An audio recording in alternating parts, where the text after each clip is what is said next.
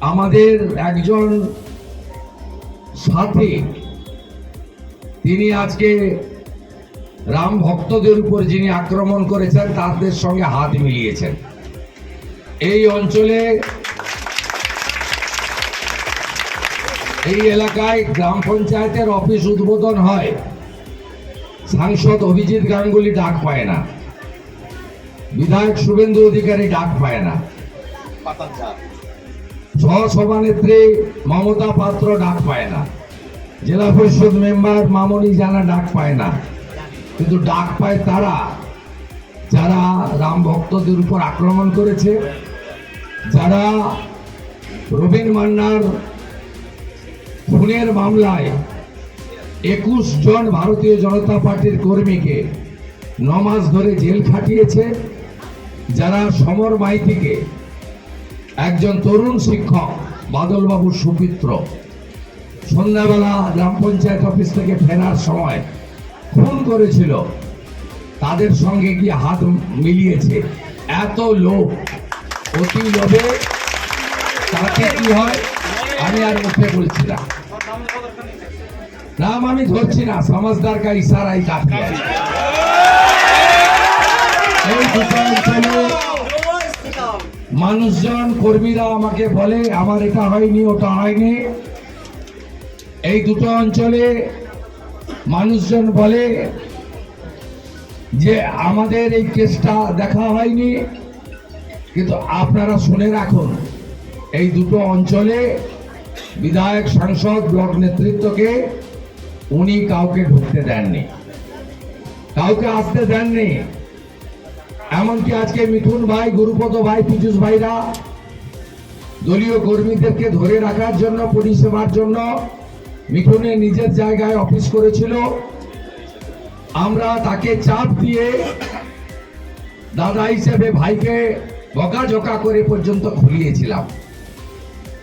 আজকে প্রমাণ হয়ে গেছে পীযুষ, গুরুপদ, মিঠুন, চন্দনরা সঠিক, গণেশ ভাইরা সঠিক, নবীন দ্বারা সঠিক।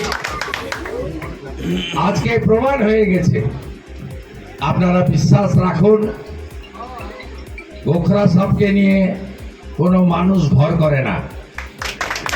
আমি আপনাদের কথা দিয়ে যাচ্ছি, এই ব্যক্তির জন্য যার প্রতি আমার ভালোবাসা ছিল, আমি চেয়েছিলাম তরুণ প্রজন্মের একজন নেতৃত্ব উঠে আসুক।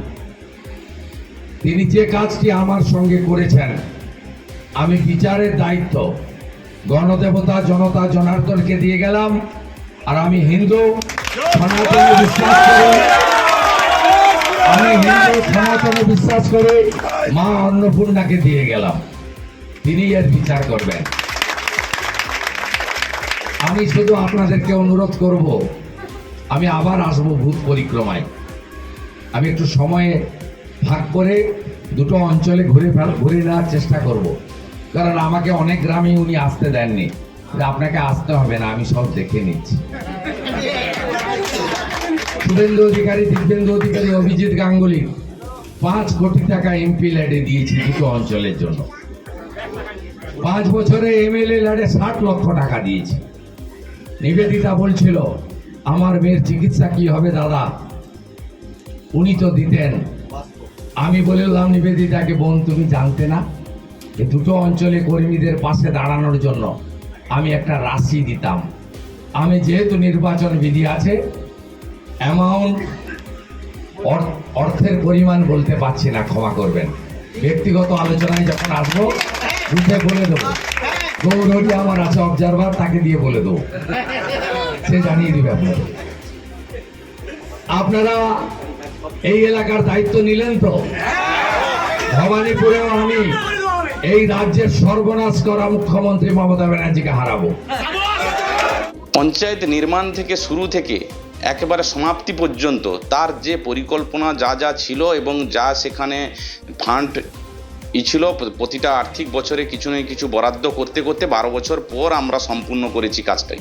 এবং সেই কাজের মধ্যে ওনার কোনো অবদান নেই। 100 টাকাও উনি জায়গায় না এমপি লেট, না এমএলএ লেট, না ইডিএ থেকে কোথাও থেকে সহযোগিতা করেছি। আরও ওখানে জর্জরিত বিভিন্ন কেস মামলা মোকদ্দমা সবই আমি ব্যক্তিগত হিসাবে নিজে পরিচালনা করি এবং চালাই। সেখানে কারোরই কোনো অবদান নেই, এবং যাদের অবদান ছিল তাদেরকে নিয়েই আমরা করেছি। দুটো গ্রাম পঞ্চায়েতের মিলিত প্রচেষ্টা ছিল, সাধারণ মানুষের উচ্ছ্বাস ছিল, উদ্দীপনা ছিল, তার জন্য গ্রাম পঞ্চায়েত স্থানান্তরিত হয়েছে, সেখানে সহযোগিতা করেছে যারা তাদেরকে আমন্ত্রিত করা হয়েছে। এমনকি সাংসদ তহবিল থেকে, বিপ্লব অধিকারী তহবিল থেকে, অভিজিৎ গাঙ্গুলির তহবিল থেকে, বিধায়কের তহবিল থেকে কোটি কোটি টাকা আপনাকে দেওয়া হয়েছে। সৎ সাহস থাকে ওনার, প্রকাশ্যে বসুক, কোন ফান্ড থেকে কত টাকা কাকে দিয়েছে, কোনখানে উনি দুর্নীতি করেছে তার প্রকৃত প্রমাণ উনি যা ভাষা বলতেছে। কোন জায়গায় কোনো টাকা কি কোনো ব্যক্তিগতভাবে কাউকে দেওয়া যায়? কোন যোজনার ক্ষেত্রে কোন টাকা দিয়েছে? 5 কোটি টাকা জীবনে বয়াল 1-2-তে একটা কাজের নমুনা দেখাক যেখানে উনি বড় কাজ করে দেখিয়েছে। যতদিন থেকে উনি হয়েছে যে মন্ত্রী, একাধিক মন্ত্রী ছিল, তবে থেকে একটা ইডের রাস্তা বয়াল 1-এ দেখাতে পারবে? একটা বড় ধরনের কোনো কাজের নজির উনার দেখাতে পারবে? উনি কি 5 কোটি টাকা, 2 কোটি টাকা, 5 কোটি, 10 কোটি, 20 কোটি টাকার গল্প বলে? উনি হিসাব দিক না, কোন কোন কাজে কোন জায়গায় কত টাকা উনি ইনভেস্ট করেছে, কোনখানে সহযোগিতা করেছে। পরিষ্কার জলজন্ত প্রমাণ হয়ে যাবে যে উনি সৎ না আমি সৎ। সততার বিষয় নিয়ে আমার সাথে প্রশ্ন করতে গেলে ওনাকে 10 বার ভাবতে হবে, চিন্তা করতে হবে। উনি বলছেন আমি অনেক স্নেহ করতাম, উনি আমার সঙ্গে যে কাজটি করেছেন তার ভার একই সেম স্নেহ তো মমতা বন্দ্যোপাধ্যায় শুভেন্দু অধিকারী মহোদয়কে একইভাবে স্নেহ করত। তাতে কি আছে? স্নেহ ব্যক্তিগত সম্পর্ক আলাদা, রাজনৈতিক প্ল্যাটফর্ম আলাদা। ওনার সেই স্নেহের মর্যাদা আপনি দেন না, উনি 5 বছর আগে উনি কি করেছিলেন উনি সেটা নিজেই ভাবুক।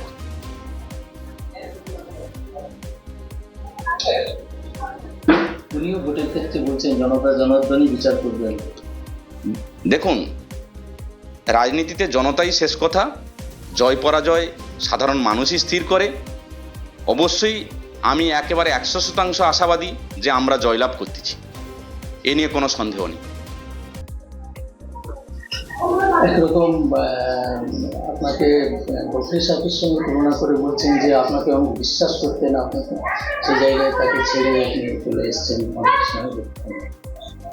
ঠিকই, ব্যক্তিগত সম্পর্ক আলাদা জায়গায়, রাজনৈতিক সম্পর্ক আরেক জায়গায়। একটা জিনিস পরিষ্কার, বিশ্বাসঘাতক আমাকে বলার কোনো জায়গা নেই। উনি ওনার আয়নাতে মুখটা দেখুক যে 5 বছর আগে উনি কি করেছিলেন, উনি জননেত্রীকে কিভাবে পরিত্যাগ করে আবার নতুন দলে এসেছিলেন। আমার বিরুদ্ধে প্রার্থী করা হয়েছে, যার এখানে যারা আমি বিজেপিতে চলে যাওয়ার পরে তৃণমূলটাকে যারা রক্ষা করার চেষ্টা করেছেন, মমতা ব্যানার্জির নির্বাচন যারা হার জিত যাই হোক একটা ভালো লড়াই তো হয়েছে, 1956 মার্জিনে আমি জিতেছি, তারা ব্রাত্য হয়ে গেছে। এটা সর্বত্র আমরা দেখতে পাচ্ছি। খেজুরির ক্ষেত্রেই বলুন, ভগবানপুরের ক্ষেত্রেই বলুন, সব জায়গায় একই জিনিস দেখতে পাবেন। এটা গোটা রাজ্য জুড়েই হচ্ছে। আমাদের ভিডিও ভালো লাগলে লাইক এবং শেয়ার করুন। কমেন্ট সেকশনে গিয়ে জানান আপনাদের মতামত। আরও ভিডিও পেতে আমাদের চ্যানেল সাবস্ক্রাইব করুন এবং প্রতি মুহূর্তে খবরের আপডেট পেতে প্রেস করুন বেল আইকন।